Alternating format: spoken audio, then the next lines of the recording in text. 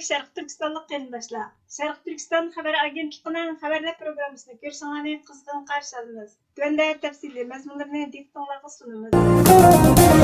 19 yanvar günü Amerikanın Xitayning Şərq Türkistanda yürgüzüyotgan vəhşi qilmishlarini irqiy qirg'inchilik deb e'tirof qilgan kun.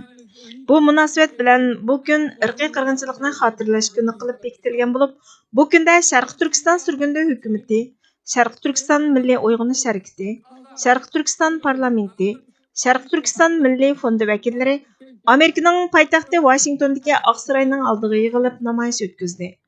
Eng oldi bilan Şərq Türkistan xalqining hurmati uchun davlat marshimiz qo'yilgandan keyin Şərq Türkistan sürgündü hökumatining tashqi ishlar va bexatarlik ministri Salih Xudoyor axborot e'lon qilib mundoq dedi. 2021 yili 21 yanvar kuni Amerika hukumati Xitoyning Şərq Türkistondagi Uyg'ur, Qirg'iz, Qozoq va boshqa Turkiya xalqlariga qarata yurgizayotgan irqiy qirg'inchilikni e'lon qildi. Bu e'tirof qilish kuchlik va zarur bir qadam. Oradan 5 yil o'tgandan keyingi bugungi kunda biz rost gapni aytishga majbur. Ya'ni irqiy qirg'inchilik to'xtab qolmadi. Garchi irqiy qirg'inchilikni e'tirof qilib oradan 5 yil o'tgan bo'lsa-mu, bizning xalqimiz yana irqiy qirg'inchilik va insoniyatga qarshi jinoyatning qurboni bo'lib kelmoqda. Irqiy qirg'inchilik yurgizishga undayotgan siyosatlar yana kuchga ega. Xitoy bu jinoyatlarni oxirlashtirmadi. Yanami ilgirlagan holda sodir qilyotdi. Biz 2026-yili boshlanganda Sharq Turkiston xalqi millat sifatida yo'qolib ketish girdoviga kelib qoldik. Shuni aniq bilish lozim. Bu irqiy qirg'inchilik tasodifiy o'tirg'a chiqib qolgan emas yoki vaqtliq emas. Bu Xitoyning Sharq Turkistonni qonunsiz ishg'ol, mustamlika qilib bo'ysundirib olganligining natijasi. 2014-yildan boshlab millionlagan Uyg'ur, Qirg'iz, Qozoq va boshqa Turkiya xalqlar jazo lagerlariga va turmalarga, shundoqla majburiy emgak kisilish tasislariga qamaldi. Ayollar majburiy tug'mas qilib etishning, majburiy bolasini oldirib etishning, Xitoy bilan to'y qildirishning, davlat qo'llagan jinsiy parakandachilikka selish, bosqinchilik qilish qatorliq xalqimizning biologiyalik qurilmasini buzib etishga urinishning qurboni bo'ldi. 1 milliondan ortiq Uyg'ur va boshqa Turkiya xalq bolalari oilalaridan majburiy ayirib etilib, tili, diniy e'tiqodi, kimligi sistemlik turda yo'qotish maqsad qilingan davlat organlariga o'rinlashtirildi. 578.500 dan ortiq xalqimiz uzun muddatlik turma jazosiga uchradi. Millionlagan xalqimiz majburiy emgak selish lagerlariga qamalib, qo'rqitish va tahdid ostida majburiy emgak selinib, dunyo bozorlari uchun arzon Xitoy mollarini ishlab chiqarmoqda. Bugungi kunda dalillar shuni ko'rsatmoqdaki, har yili 25 mingdan 50 minggacha bo'lgan turk bolalari organlari uchun o'ldirilmoqda. Xitoy ishg'ol qilingan Sharq Turkistonda organ yig'ib olish tasislarini davomli kengaytmoqda. Bizning masjidlarimiz, qabristonliklarimiz, kultur o'rinlarimiz buzib chiqib etildi. Tilimiz, dinimiz jinoyat deb qabul qilindi. Kimligimiz, mavjudligimiz yo'qotish nishoniga aylandi.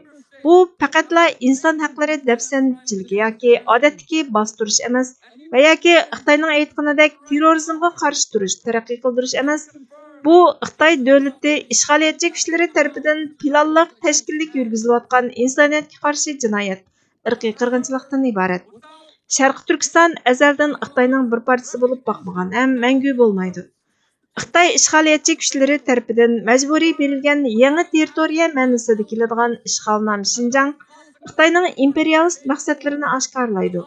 Biz bugun 1949-yilda boshlangan harbiy ishg'ol turining izchil davomlashayotganligiga shohid bo'ldik.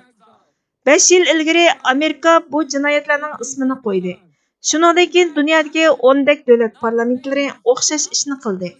51 dan ortiq Birlashgan Davlatlar Tashkilotiga a'zo davlatlar Xitoyning insoniyatga qarshi jinoyatini aybladi. Hatto Birlashgan Davlatlar Tashkilotining inson haqlari ishxonasi bu jinoyatlarni jazmlashtirib, ig'ir insoniyatga qarshi jinoyat dedi.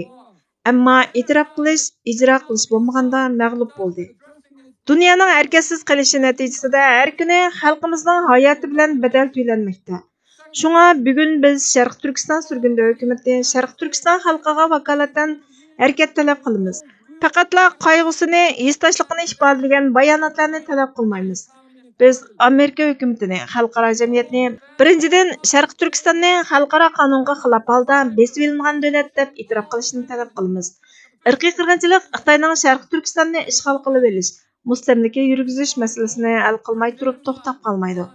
ikkinchidan, biz Amerika hukumati va xalqaro jamiyatni Xitoy va uning kompartiyasiga qarshi haqiqiy diplomatik va iqtisodiy jazo yurgizishga chaqiramiz. Uyg'ur majburiy emgaki orqali ishlab chiqarilgan mollarni cheklashni, buningga aloqador Xitoy katibashlarini va qurilishlarni, shirkatlarni irqiy qirg'inchilik yurgizish, mustamlika qilib olish, ishg'ol qilish jinoyatlaridan javobgarlikka tortishga chaqiriq qilamiz. Uchinchidan, biz xalqaro jamiyatni Sharqi Turkistonning mustaqillik ko'rishini qo'llashga, biz bilan munosabat o'rnatib, Sharqi Turkiston surgunda hukumatini himoya qilishga, mustamlikadan qutulish, o'z taqdirimizni o'zimiz belgilash, adolatga erishish ko'rishimizni qo'llashga chaqiramiz. To'rtinchidan, Amerikani o'z ichiga olgan xalqaro jamiyatni Xalqaro jinoiy ishlar sud mahkamasiga sunilgan da'voni qo'llashni o'z ichiga olgan xalqaro qonuniy javobgarlikni surishti qilishni qo'llashga chaqiramiz. Birlashgan Davlatlar Tashkiloti va Xalqaro adolat sudini o'z ichiga olgan xalqaro gavda orqali Xitoyning irqiy qirg'inchilik va insoniyatga qarshi jinoyatini tekshirish va jazolash hukmini chiqarishni talab qilamiz.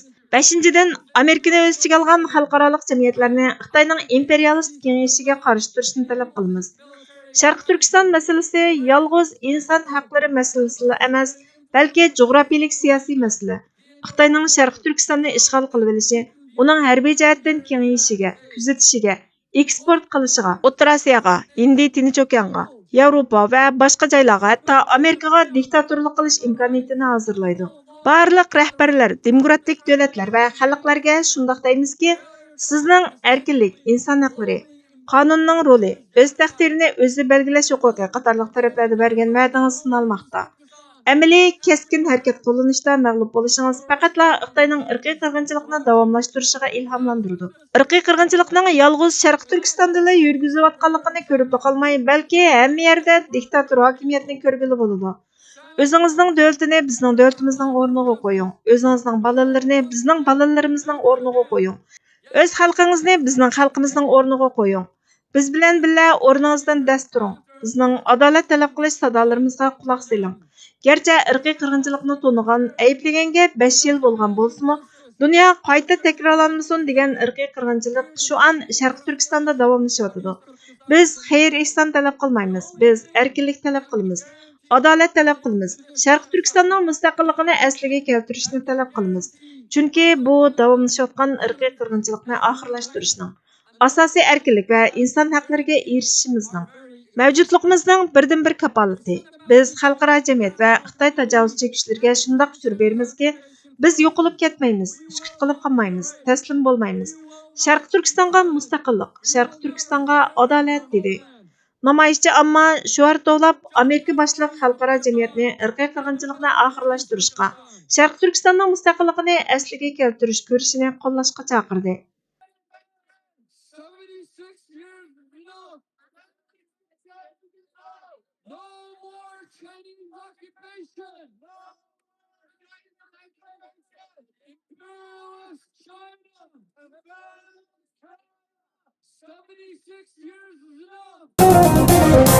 Vatan bizga avod qilishimiz uchun, o'rinbosarlik mas'uliyatimizni bajo keltirishimiz uchun, kalimatullahni ustun qilib insondek yashashimizni kafolatga ega qilishimiz uchun berilgan Allohning amonatidir.